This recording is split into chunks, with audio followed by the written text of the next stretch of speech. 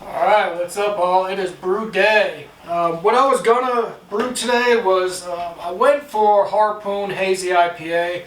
Then I looked at it, I was like, so I want to switch it up. It's definitely it's still a Hazy IPA. I'm going with a single hop Simcoe Hazy today. And the grain bill and the ingredients, I got everything laid out, which is kind of a trip when you look at it all. It's pretty simple though. On the grain bill, we got 11 pounds of 2-row, 1 pound of Pilsner, we got 1 pound of flaked oats, 1 pound of golden naked oats, never used these before, we got a pound of flaked wheat, and I went with a ½ pound of Red X. I just wanted to add some Red X. I didn't want the traditional straw color hazy, I wanted to just make it a tiny tint of red. And for the hops on this, we're going big on the hops. Total, it's going to be 9 3/4 ounce. So it's definitely going to be the hoppy beer that I like. Kind of like that black IPA I did, which was delicious. It was awesome. But for right now, all we need is 4 1/4 ounces. I'll get to the boil times, when to add them once we get there. We got an ounce of orange peel total. I'm going to use a ½ ounce now and then a ½ ounce for dry hopping. Got 6 ounces of dextrose we're going to add. I'm using distilled water, as you can see behind me. I got 9 gallons here. I'm only going to need 8, but I got 9 just in case. I don't know how much this is going to soak up. But for the water, we got 6 grams of calcium chloride, 1.5 grams of gypsum. Down here we got 6 grams of yeast nutrient and half a tablet of a can tablet. It's all crushed up.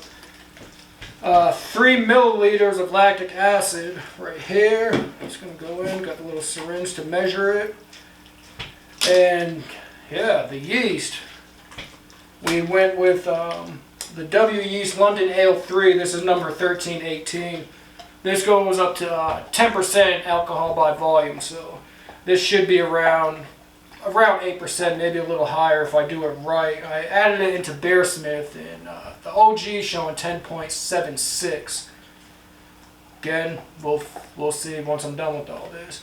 Now, what I'm drinking today, Denver Beer Company. Juicy Freak Juicy IPA. This is really good too. I've never been there, but they're just northwest downtown, off of I-25 and Spear, which I should check it out because that's a prime location, to be honest. They got just south of them. They got the Rocky Stadium, the Avalanche Stadium, and the Bronco Stadium right under them. So that's probably a great spot to go to before you go to a game. But okay, I'm looking at this. I kind of did this for effect, but now I'm looking at it like, how the heck am I going to get that in my grain mill? But I'm going to crush all these grains. Probably going to do these once by themselves, and then I'm going to grind them all together with this. I'm going to get these twice. So, all right, let me figure out how to get this pile of grains into the grain mill. Then I'll be back. All right. So grains are done. I didn't mill the flaked oats or the flaked wheat. There's no need to mill those. So I got those to the side. Alright, so I got my distilled water. Got the Anvil right here. I'm about to plug it into the 240 volt plug that I got to my stove. Alright, you know I like a good time lapse, so let's do this. Alright, just set that to 170 degrees for some sparge water. 8 gallons going in.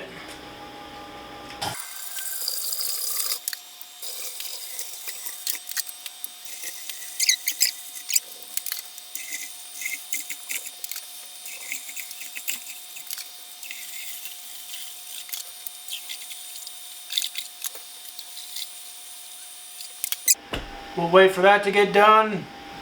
And we'll throw it in our mash tun, and alright, we're on a roll. Alright, I'm back. Beer number 2. Peanut butter graham cracker. It smells like it too, interesting. But alright, we did the sparge water. Put 2.5 gallons in the mash tun just for sparging. Alright, so let's add these, I don't know what.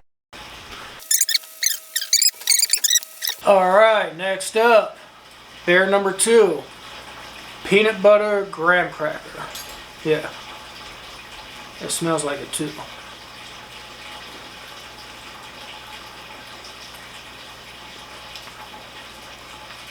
Yeah, it tastes like it too. Alright, so we got 170 degree done. Sparge water is in the mash tun for sparging later. Alright, so let's throw this calcium chloride, gypsum, and the lactic acid in right now. Alright. There we go.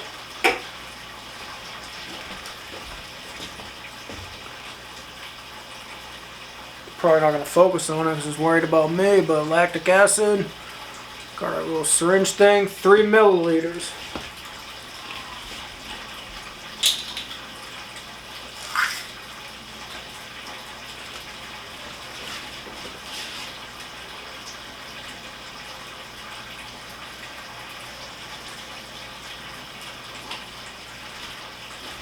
Alright, here we go. 3 milliliters in the pot.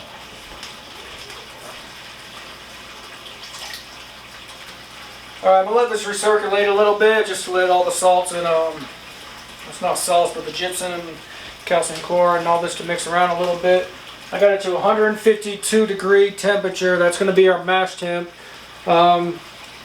Just going to do an hour mash temp, or an hour mashing, so let's dump some grains in.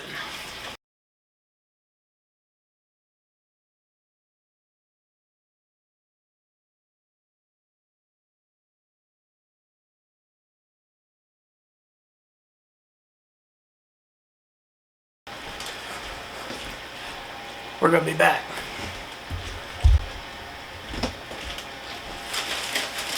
Ooh, and I almost forgot. I left them on the counter. Flaked oats and the flaked wheat.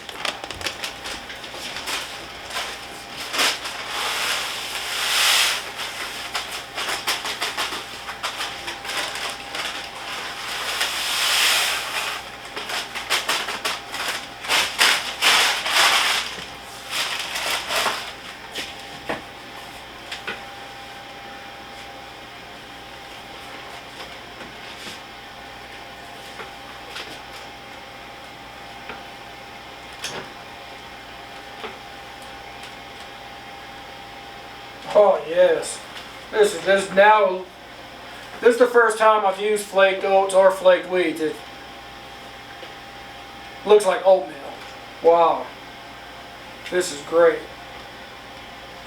Oh, yes sir. All right, ooh, I'm glad I noticed that. Now we'll be back. Alright, and we are back. Bear number 3. Pretzel Assassin. Amber Lager. Pretzel Assassin. Okay.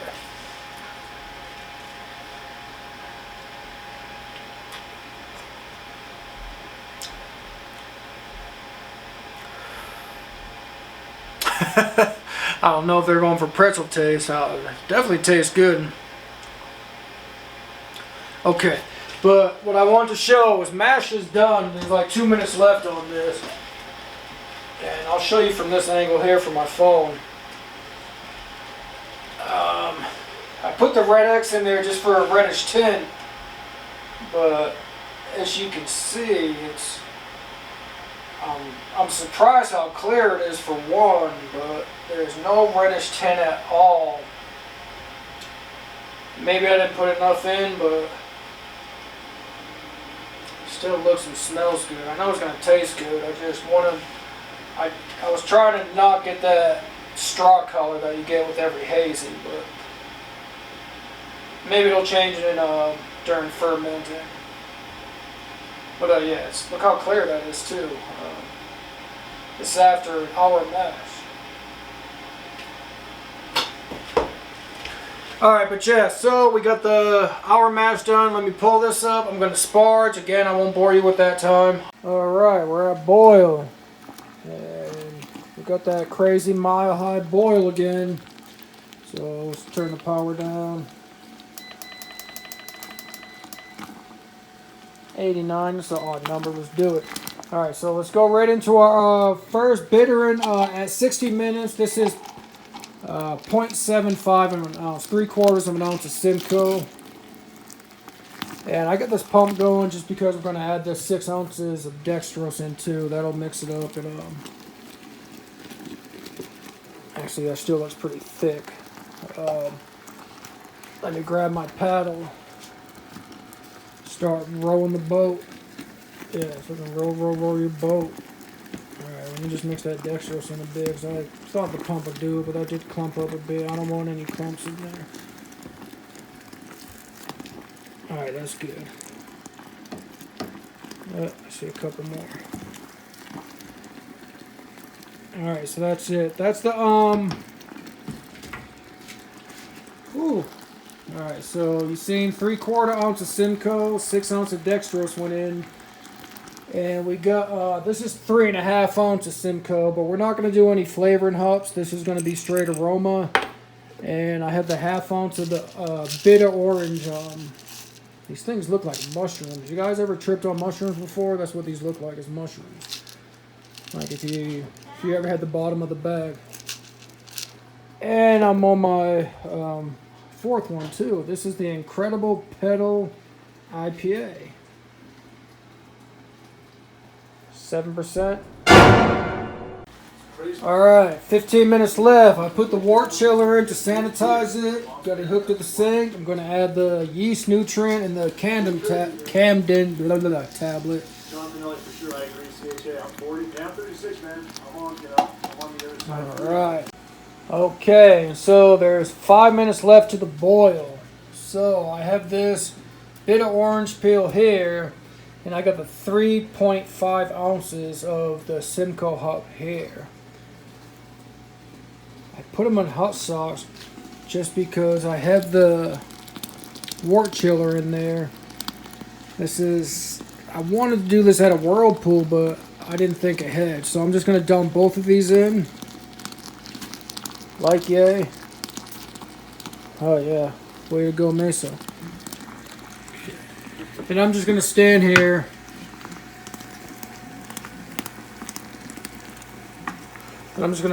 for about 10 minutes or so and do what I'm doing as for a whirlpool. But I'm going to drop this temperature first. Let's drop it down to, they usually call for 180. That's at sea level though, so I'm going to go to 170. Okay. And I'll be back after I'm done doing this. Like I said, I'm going to do this for about 10 minutes. I'm just going to make my own whirlpool. I know it seems silly, but this is what I'm going to do for the whirlpool. Alright, so done whirlpooling. Ooh, that was a workout. But okay, we got it hooked up. Hooked up to the faucet. Cold, it always goes crazy. Let's see what happens. It didn't shake like mad before. Alright, so everything's in. Last thing we have to do is just cool this down to, I'm going to go under 70 degrees. And our yeast. This yeast cannot wait to kill some sugar, so we're good. Alright, so everything done. We cooled it down.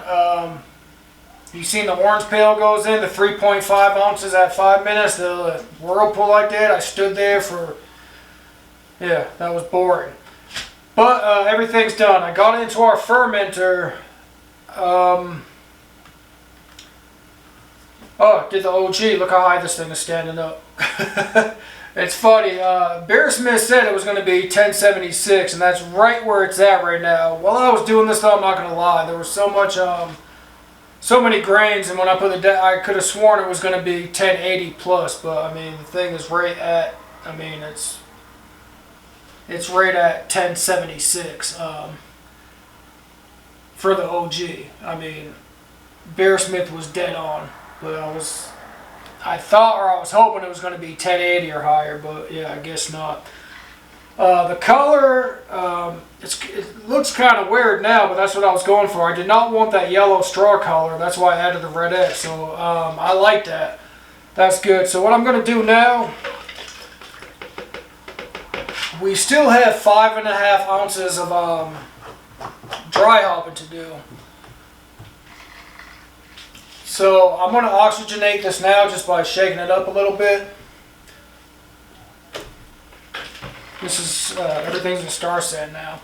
So I just want to shake this up a bit. One, to just get rid of the foam on top, and then I'm going to use the magnets again to do the dry hopping. One for the 10-day, then one for 3 days before bottling. But let me shake this up a bit. I say a bit, I'm going to shake the shit out of this, to be honest. Like I said, this is a lot of sugars in here. This was, you've seen all the ingredients. This beer, I can't wait to taste this one more than probably any beer I've ever made.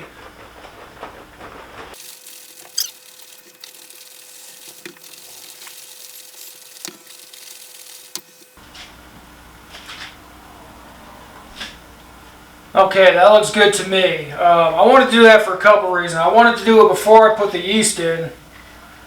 Actually, it's funny. I'm still proud of that. Look how high that sticks up.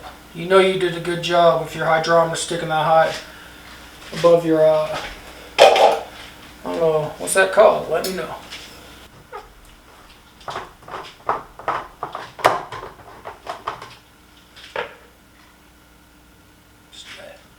Alright, and this is 1,200 milliliters. It may look like a lot, but I had to do a second stage on this.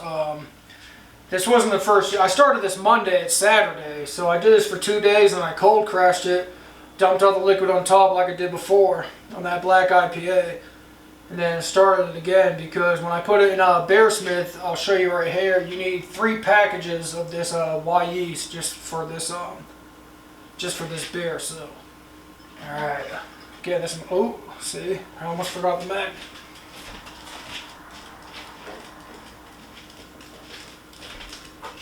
And if you forget the magnet, the stir magnet inside is just going to dump into the fermenter. Alright, but look at that. Beautiful. Alright. Alright, that's good. Alright, so I got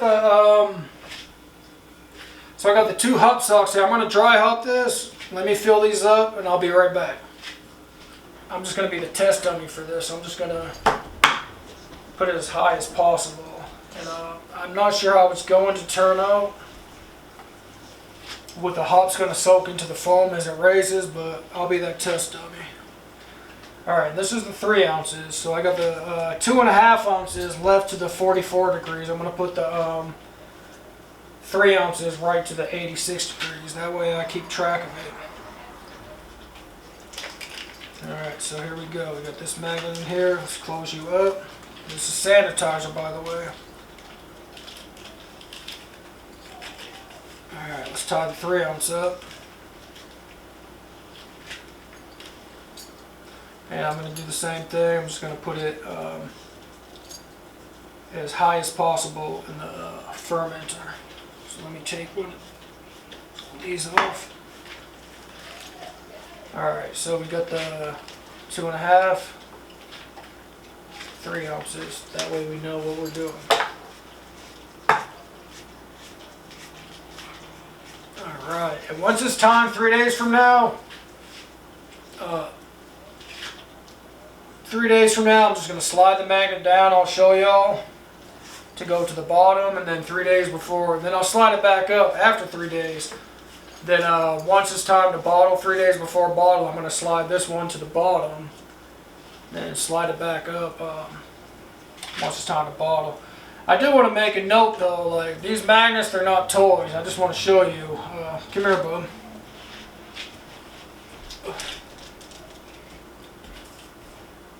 You can stand in front of the, right here. Alright. Check this out though. These how strong these magnets are. I'm telling you not to give it to your kid, but I'm just going to show you why. I mean, these magnets are so strong. Hold it to the camera. I mean, it'll go right through your arms. I mean, that's how strong the magnets are. Hold on, let me see. Let me put it straight. That looks funky. Open your hand. Let's show that to the camera. That's how strong those magnets are. So I'll put a link for those in the description. Like I said, they're really not toys. They can't hurt. If those snapped and if you put them on wrong, it could actually hurt your kid or even yourself. Alright, so now we're done. Dry hop is done. This is the sanitizer, so we're good. Let's lock this up. And I like to do this that way when we dry hop, we don't have to open it and introduce it to oxygen. And I got the airlock, but I'm just going to throw that to the side because we're not going to use the airlock. I just thought about that.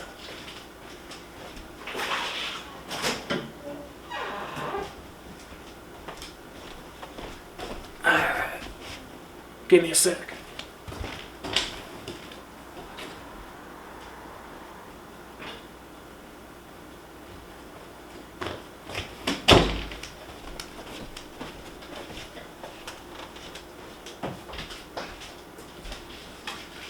We're going to have to use the blow-off hose because with all those sugars and how much of yeast that is, yeah, I'm just spraying down this hose. This is my blow-off hose, so let's see if my son will play director. Matthew! Matthew! Alright, so yeah, just a blow-off hose because I know this is going to be an aggressive fermentation.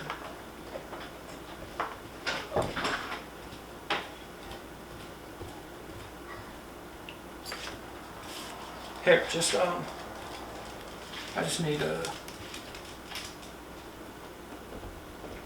And whenever you make bloopers, put them in the video and be like, "Arr." I know, we always forget... You hear that? We always forget to make bloopers, because trust me, none of this is done in one take, what he just said. If you heard the stuff I said after I mess up and I do it over, it's funny. Alright, here, just put the controller down. Just record me doing this, because okay, and again, I just put this blow-off hose on. So I'm just going to transfer this to the chest freezer. It's already oxygenated. You see me shake the stuff out of it.